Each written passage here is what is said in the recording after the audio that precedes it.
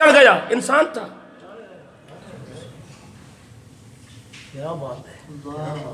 قارون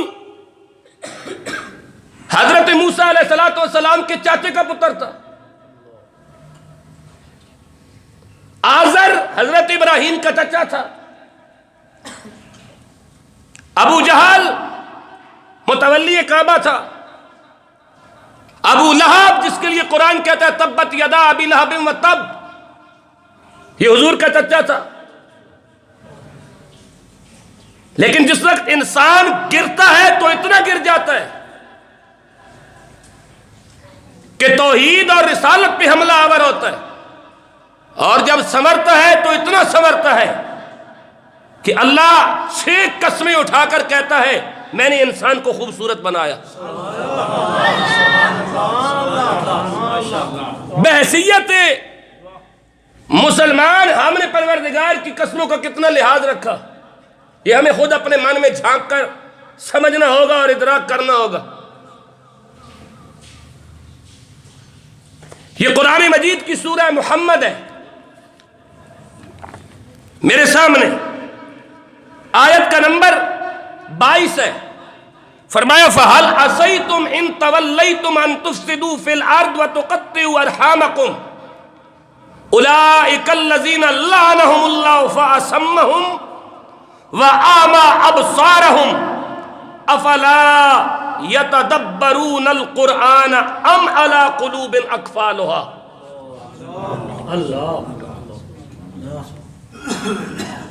فَهَلْ عَصَيْتُمْ إِن تَوَلَّيْتُمْ، یہ انسان ایسی عجیب مخلوق ہے کہ اگر اس کے پاس کوئی اختیار آ جائے، تھوڑا سا اختیار، معمولی سا اختیار، تو یہ کرتا کیا ہے؟ ان تفسدوا فی الارض، زمین میں فساد برپا کرتا. یعنی تھوڑا سا اختیار آ جائے تو فسادی بن جاتا ہے، تو جب وزیر اعظم بن جائے تو پھر، جب صدر بن جائے پھر، جب چیف جسٹس بن جائے پھر، اگر تھوڑا سا اس کے پاس اختیار آ جائے تو قرآن کہتا ہے فَهَلْ عَصَيْتُمْ إِن تَوَلَّيْتُمْ أَن تُفْسِدُوا فِي الْأَرْضِ. یہ اپنے اختیارات کا ناجائز استعمال کرتے ہوئے اللہ کی زمین میں فساد پھیلاتا ہے، اور صرف فساد نہیں پھیلاتا وَتُقَطِّعُوا أَرْحَامَكُمْ، یہ اپنے رشتوں اور اپنی قرابتوں کو منقطع کرتا ہے.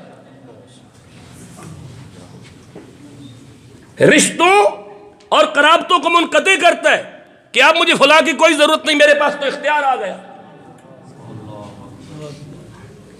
اب وہ کسی کی بات کو سننا پسند نہیں کرتا، تو اللہ تبارک و تعالیٰ نے اس کے لیے کیا فرمایا؟ وہ چیف جسٹس ہو، وہ وزیر اعظم ہو، وہ دانشور ہو، وہ کوئی ہو، وہ مولوی ہو، وہ پیر ہو، وہ صحافی ہو، وہ پروفیسر ہو، وہ ڈاکٹر ہو، وہ علامہ ہو، وہ فہامہ ہو، وہ کوئی بلا بھی ہو، جو بندہ رشتوں کو منقطع کرتا ہے اور اپنے اختیارات کا ناجائز استعمال کرتے ہوئے اللہ کی زمین میں فساد برپا کرتا ہے، قرآن کہتا ہے اولئک الذی لعنہم اللہ، اس پر اللہ نے لعنت فرمائی ہے.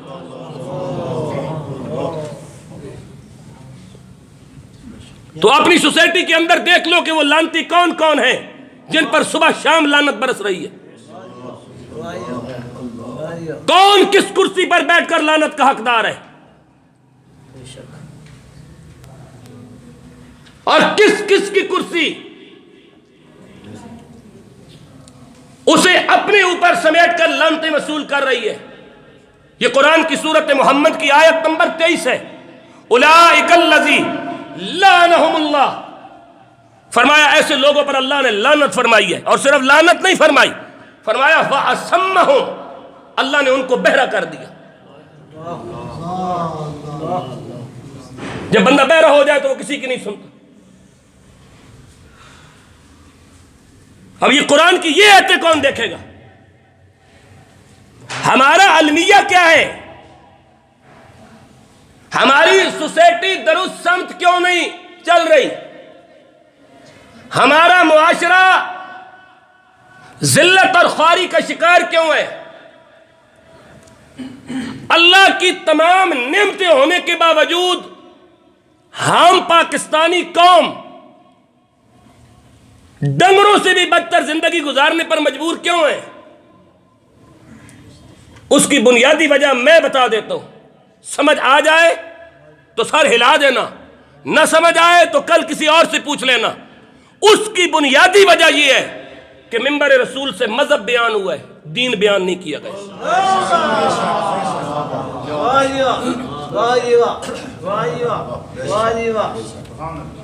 منبر رسول سے مذہب بیان کیا گیا ہے، دین بیان نہیں کیا گیا۔ اور میں دلیل دے دیتا ہوں جناب، منبر رسول سے چاہے اس بندے کا تعلق کسی بھی مکتب فکر سے ہو، شیعہ ہو، سنی ہو، دیوبندی ہو، وہابی ہو، اس منبر سے اس نے نماز بیان کی، قوم نے نماز پڑھی۔ اس نے روزہ بیان کیا، قوم نے روزہ رکھا۔ اس نے حج بیان کیا، قوم نے حج کیا۔ اس نے زکوٰۃ بیان کی، قوم نے زکوٰۃ دی۔ اس نے صدقہ و خیرات بیان کیا، قوم نے صدقہ و خیرات دیا۔ اس نے مسجد بنانے کی فضیلت بیان کی، قوم نے مسجد بنانے کے لیے پلاٹ اور پیسہ دیا۔ اس نے مسواک کی فضیلت بیان کی، قوم نے مسواک رکھا۔ اس نے داڑھی رکھنے کی فضیلت بیان کی، قوم نے داڑھی رکھی۔ اس نے پردے کی اہمیت بیان کی، جس کے مقدر میں تھا اس نے پردہ کیا۔ میں پوچھنا چاہتا ہوں، ان تمام چیزوں کا تعلق دین کے ساتھ نہیں ہے، مذہب کے ساتھ ہے۔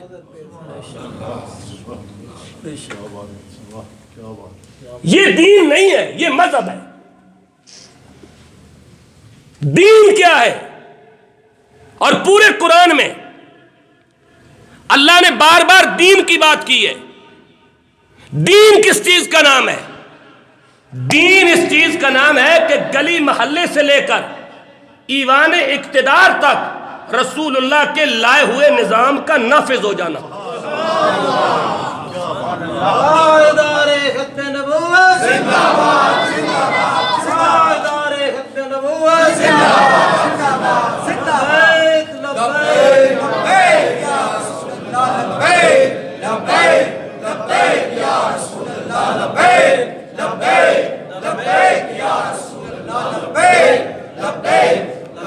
دین کس چیز کا نام ہے؟ دین نام ہے کہ چور چوری کرے تو اس کا ہاتھ کاٹا جائے تاکہ معاشرہ فساد سے محفوظ ہو۔ دین اس بات کا نام ہے کہ کوئی زنا کرے تو اسے سنسار کیا جائے۔ دین اس بات کا نام ہے کہ کوئی ڈاکہ مارے تو اسے ملک بدر کیا جائے۔ دین اس بات کا نام ہے کہ کوئی قتل کرے تو اسے پہلی اور پہلی نہیں تو دوسری پیشی پر پھانسی چڑھایا جائے۔ دین اس چیز کا نام ہے۔ اور 76 سالوں میں آپ کی سوسائٹی میں ان کاموں میں سے کوئی کام بھی نہیں ہوتا جس کا تعلق دین کے ساتھ۔ اگر ہوتا ہے تو ہمیں بتا دو۔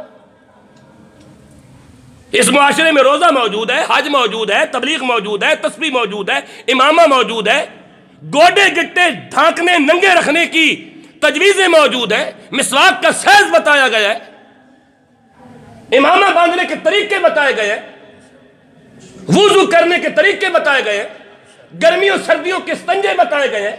سوال یہ پیدا ہوتا ہے کہ یہ سارے کام تو ہو رہے ہیں۔ رسول اللہ صلی اللہ علیہ وسلم جو دین لے کے آئے تھے، جسے قرآن نے کہا کہ الیوم اکملت لکم دینکم، جس پہ خلفائے راشدین عامل رہے۔ پہلے خلیفہ امیر المومنین سیدنا ابو بکر صدیق ہے، اور سیدنا صدیق اکبر رضی اللہ تعالیٰ عنہ کے دور میں آپ کو 5 قسم کے مرتدوں کا سامنا کرنا پڑا۔ نمبر 1، ان میں سے چند گنتی کر دیتا ہوں۔ اسود انسی جیسے لوگ، مسلمہ کذاب جیسے لوگ جنہوں نے نبوت کا دعویٰ کیا۔ دوسرے وہ لوگ جو اسلام سے پھر گئے کہ اب ہمیں اسلام کی ضرورت ہی نہیں، جب حضور کا وصال ہو گیا تو اب کون سا اسلام رہ گیا۔ یہ دوسرے مرتد تھے۔ اور تیسرے مرتد وہ لوگ جنہوں نے کہا ہم قرآن بھی پڑھیں گے، نماز بھی پڑھیں گے، روزے بھی رکھیں گے، حج بھی کریں گے، ساری نیکیاں کریں گے، جہاد بھی کریں گے، لیکن ہم زکوٰۃ نہیں دیں گے۔ یہ تیسری قسم کے مرتد تھے، اور یہ تمام مرتدوں میں سے کمزور ترین مرتد تھے۔ یعنی جو مرتدوں کا لیول ہے نا، اس لیول میں یہ ہلکے درجے کے مرتد تھے۔ اور حضرت عمر نے سفارش کی تھی کہ پہلے باقی مرتدوں سے جہاد کر لیں، اور ان کو تھوڑی سی آسانی دے دیں، کیونکہ انہوں نے مطلق دین کا انکار تو نہیں کیا، صرف زکوٰۃ کا انکار کیا ہے، تو صدیق اکبر نے جلال کے انداز میں فاروق اعظم کو مخاطب کر کے کہا تھا، رسول اللہ کے دور میں جو ایک رسی زکوٰۃ کے لیے دیتا تھا، صدیق اکبر اس سے لے کے چھوڑے گا۔ اس کا نام دین ہے، یہ ہے الیوم اکملت لکم دینکم واتممت علیکم نعمتی ورضیت لکم الاسلام دینا۔ اس کا نام دین ہے، اس کا نام دین ہے۔ دین بتاؤں دین کس چیز کا نام ہے؟ عمر بن عبدالعزیز کا دور خلافت ہے، شام کو چاند نظر آیا عید کا، آپ کی چھوٹی چھوٹی بچیاں تھیں دربار میں آپ کے پاس آئیں، کل عید ہے، لوگوں کے بچے نئے کپڑے پہنیں گے، ہم امیر المومنین کی بیٹی، ہمارے پاس لباس موجود نہیں۔ حضرت عمر بن عبدالعزیز کا دل پسیج گیا، آنکھوں میں آنسو آ گئے۔ آپ نے فرمایا بیٹا میرے پاس تو اتنی گنجائش نہیں کہ میں آپ کو عید کے لیے نئے کپڑے خرید کے دے سکوں۔ اب اس قوم کے سامنے میں یہ بات کر رہا ہوں جس قوم کی وزیر اعلیٰ الیکشن والے دن 19 لاکھ کی جوتی پہنتی ہے۔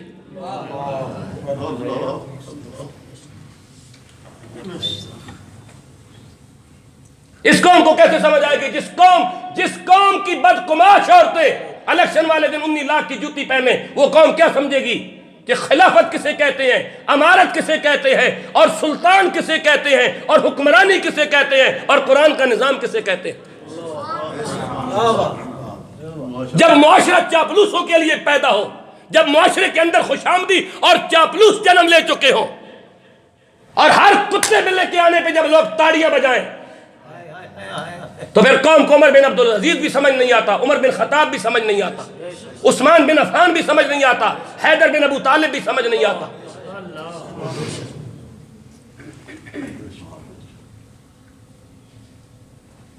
آپ کی آنکھوں میں آنسو آ گئے، فرمایا بیٹا پرانے کپڑے دھو کے پہن لو، خلیفہ وقت کے پاس اتنی گنجائش موجود نہیں کہ میں آپ کے لیے نئے کپڑے خرید سکوں۔ بچیاں تھیں، بچیوں نے ضد کیا، ہم امیر المومنین کی بیٹیاں ہیں، ساری ریاست کل نئے کپڑے پہنے اور امیر المومنین کی بیٹیاں نہ پہنے۔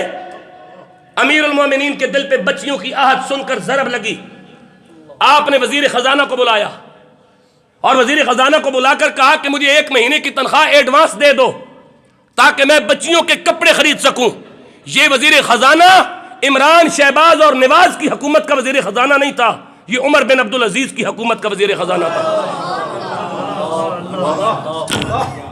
جس وقت عمر بن عبدالعزیز نے کہا نا کہ مجھے 1 مہینے کی تنخواہ ایڈوانس دے دو، تو وزیر خزانہ نے کاغذ قلم اور دوات آپ کے سامنے رکھا، فرمایا میں تنخواہ ایڈوانس دے دیتا ہوں، مجھے یہاں لکھ کے دے کہ 1 مہینے تک تو زندہ رہے گا۔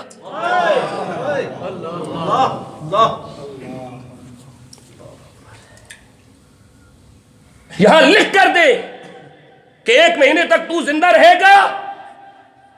بیت المال سے تنخواہ دینی ہے نا تو یہ قوم کا پیسہ ہے، واپس کون لوٹائے گا؟ اگر تو زندہ رہے گا تو تو لوٹا دے گا، مجھے لکھ دے۔ عمر بن عبدالعزیز نے کہا یہ کام تو میں نہیں کر سکتا، کیونکہ مجھے تو اپنی موت کے وقت کا کوئی وقت مقررہ کا معلوم نہیں۔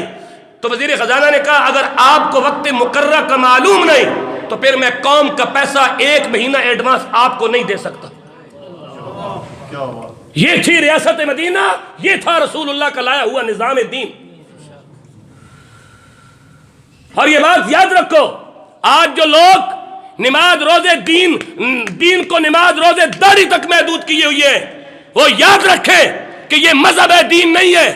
اور یاد رکھو قبر کے اندر جا کر بھی دوسرا سوال مذہب کے متعلق نہیں ہوگا کہ کتنی نمازیں پڑھ کے آیا ہے، کتنے روزے رکھ کے آیا ہے، دوسرا سوال بھی دین کے متعلق ہوگا، ماد دینوں کا، بتا تیرا دین کون سا ہے۔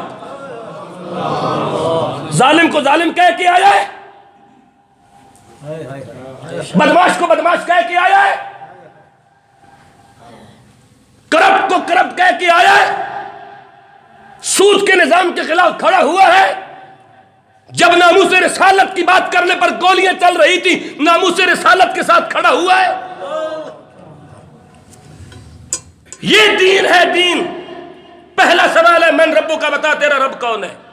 دوسرا سوال ہے ماں دینوں کا، بتا تیرا دین کیا ہے. دین کے متعلق سوال ہے.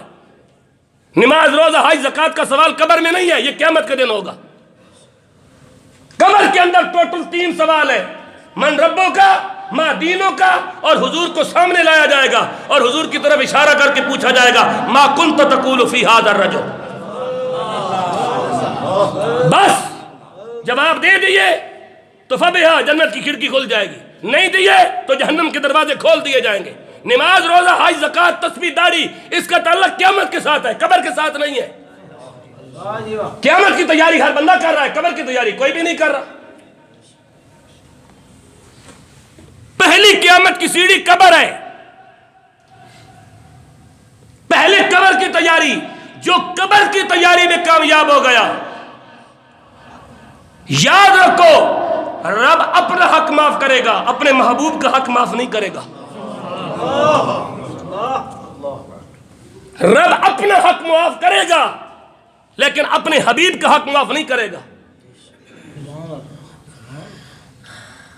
اس کی میں ایک ایگزامپل دے دیتا ہوں.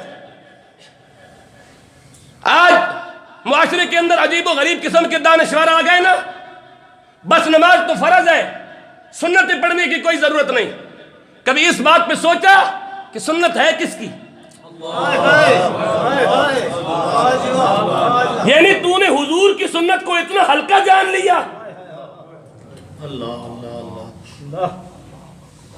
یعنی ناموس رسالت کے مذاق اڑانے کے طریقے آپ دیکھو کہ کس طرح عقیدہ ختم نبوت اور ناموس رسالت پہ لوگ حملے کر رہے ہیں. سنت کس کی اداؤں کا نام ہے؟ خدا کے محبوب کی اداؤں کا نام ہے. اور خدا کے محبوب کی اداؤں کو ہلکا سمجھنا، خدا کے محبوب کی اداؤں کو کم تر سمجھنا، کیا اس پہ پوری امت کا اجماع نہیں کہ جس نے رسول اللہ کی سنت کا مذاق اڑایا اور جان بوجھ کر حضور کی سنت کا مذاق اڑایا وہ دائرہ اسلام سے خارج ہو گیا. جان بوجھ کر جس نے داڑھی کا مذاق اڑایا، جان بوجھ کر جس نے مسواک کا مذاق اڑایا، جان بوجھ کر جس نے امامے کا مذاق اڑایا، کیا یہ حضور کی سنتیں نہیں ہیں؟ کیا یہ حضور کی ادائیں نہیں ہیں؟ اور حضور کی اداؤں کو اتنا ہلکا سمجھنا اور آگے لنڈے کے انگریز اور موم بتی آنٹیوں کی گندی اولادیں اور گندی نسل پھر کہے کہ یہ دانشوری ہے، یہ علم ہے. یہ علم نہیں، یہ یہود و نصارہ کی غلامی کا صلہ ہے. اولئک الذین لعنہم اللہ، ایسے لوگوں پر اللہ نے لعنت فرمائی. اور صرف لعنت نہیں فرمائی، فَأَصَمَّهُمْ، اللہ نے ان کو بہرا کر دیا. وَأَعْمَى أَبْصَارَهُمْ، اور اللہ نے ان کو آنکھوں سے اندھا کر دیا.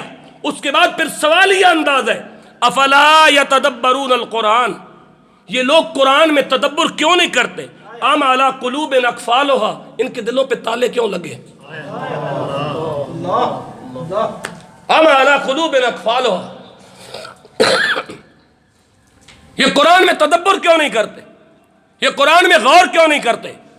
اب اپنی سوسائٹی میں نگاہ دوڑاؤ اور اپنے معاشرے کو پرکھو اور اپنے معاشرے کو پڑھو اور اپنی سوسائٹی کا مطالعہ کرو اور دیکھو کہ کون ہے وہ اندھے، کون ہے وہ بہرے، کون ہے وہ پاگل، کون ہے وہ ذہنی مفلوج، کون ہے جن کے دل غلط کاموں کے لیے متحرک رہتے ہیں لیکن عقیدہ ختم نبوت کے لیے ان کے دل کے اندر کوئی بات پیدا نہیں ہوتی. یہ سوچو جن کے لیے قرآن کہہ رہا ہے ام علی قلوب اقفالها، ان کے دلوں پہ تالے کیوں لگے؟ اور صرف اتنا نہیں کہا، فرمایا فَكَيْفَ إِذَا تَوَفَّتْهُمُ الْمَلَائِكَةُ، جس وقت فرشتے ان کی روح قبض کریں گے تو یضربون وجوہہم وادبارہم، قرآن کہتا ہے یضربون وجوہہم، ایسے بدماشوں کی جب روح قبض ہوگی فرشتے ان کے بوتھے پر چپیڑے ماریں گے. یضربون وجوہہم، ان کے بوتھے پر، وجوہہم کا معنی ان کا منہ ہے، پنجابی میں بوتھا ہی کہتے ہیں. یضربون وجوہہم وادبارہم، قرآن کہتا ہے فرشتے ان کے بوتھے پر بھی چپیڑے ماریں گے. قرآن کہتا ہے وادبارہم، ان کی کنڈ پر بھی فرشتے ماریں گے. اور صرف ماریں گے نہیں، فرمایا ذالک بانہم اتبعوا ما اسخط اللہ وکرہوا رضوانہ فاحبط اعمالہم۔ تو نے محمد کو چھوڑ کر کسی اور کی پیروی کیوں کی؟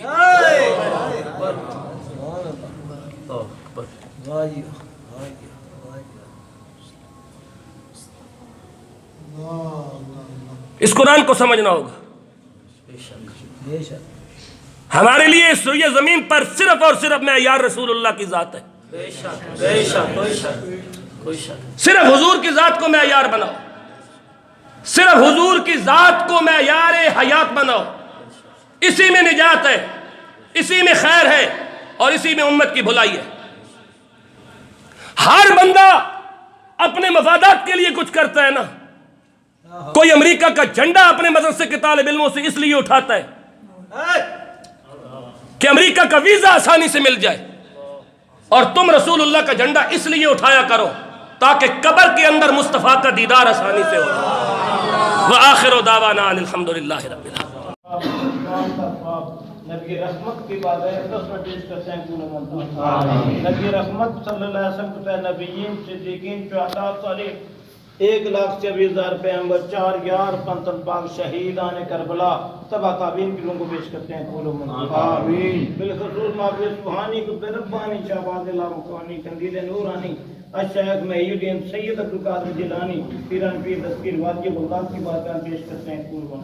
آمین۔ بغداد کا صدقہ قادریہ خاندان چشتیہ خاندان چشتیہ کا منصور چشتیہ نظامیہ چشتیہ صحابیہ سیارویہ قادریہ قلندریہ آدم علیہ السلام کو لے کر آج دن تک دیودی گور کتب دال پیر کی درویش ہیں، سب کے روح کو پیش کرتے ہیں۔ سنون باور سے کمدر رحمت اللہ تعالی شاہ پیران شاہ فتیم بادشاہ پیر شاہ غازی قلندر، پیر شاہ غازی قلندر، پیر شاہ غازی قلندر کی روح انور کی روح کو پیش کرتے ہیں۔ قبول و منظور آمین۔ میاں صاحب بادشاہ بکر شیخ کی روح کو پیش کرتے ہیں۔ بابا معصوم بادشاہ صاحب کی روح کو پیش کرتے ہیں۔ مائیے جب جوئی صاحب کی روح کو پیش کرتے ہیں۔ اللہ سیدہ کے قبرستانوں میں حاضر ڈیوٹی اولیاء کرام جتنے بھی ہیں ان کی روح کو پیش کرتے ہیں۔ قربی سیال اجپال کا صدقہ میرے مولا حاضر ڈیوٹی جتنے اولیاء کرام ہیں ان کی روح کو پیش کرتے ہیں۔ ان کا صدقہ مومنین مومنات مسلمین مسلمات کی روح کو پیش کرتے ہیں۔ خصوصاً پروردگار عالم حاضرین کے لوائقین اور اس کے جامعہ کے نمازی جامعہ کے مامنین جتنے بھی اس دنیا کو چھوڑ کر قبروں میں چلے گئے ہیں سب کی روح کو پیش کرتے ہیں۔ پورا منظور حاضرین کے والدین کی روح کو پیش کرتے ہیں۔ پورا منظور میرے مولا عالم اسلام کی خیر فرما، ملک پاکستان کی خیر فرما، مجاہدین کی خیر فرما۔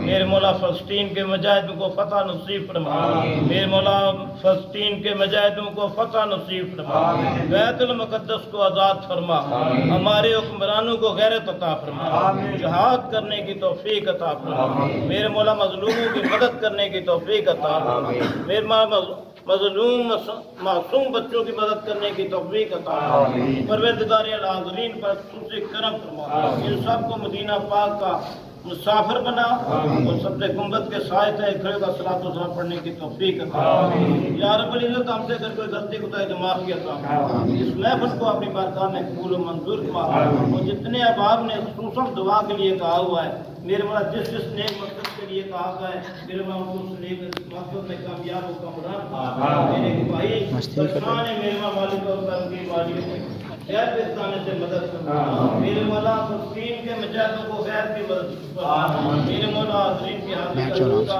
سرکاری کو سرپاس بنانے ہمارے گناہوں کو معاف توبہ کی توفیق عطا فرما، توبہ کی توفیق عطا فرما، توبہ کی توفیق عطا فرما، خالد اور مقارب کو آباد کرنے کی توفیق عطا فرما، جو آباد کرتے ہیں ان کے گھروں کو آباد، جو آباد کرتے ہیں ان کے گھروں کو آباد، جو آباد کرتے ہیں ان کے گھروں کو آباد، میرے مولا اپنے فضل و کرم سے موقع عطا فرما، میرے مولا گندم تیار ہے میرے مولا اس کو محفوظ کرنے کی توفیق عطا فرما، میرے مولا موقع عطا فرما، فضل فرما، کرم فرما، حاضرین کی حاضری کو اپنی بارگاہ میں قبول و منظور فرما، ستارے کو صفا کے نقشے قدم پر چلنے کی توفیق عطا فرما، ان کی محبت عطا فرما، ان کے فرمان پر پورا پورا عمل کرنے کی توفیق عطا فرما، اپنے اپنے پیر و مرشد کے نقشے قدم پر چلنے کی توفیق عطا فرما، ان کے فرمان پر پورا پورا عمل کرنے کی توفیق عطا فرما۔ اللهم کافی اللهم کافی جودت تو کافی لکل کافی تو کافی کافی نعمت کافی للہ الحمد یا حضرت شیخ سلطان سید القادر جیلانی شین اللہ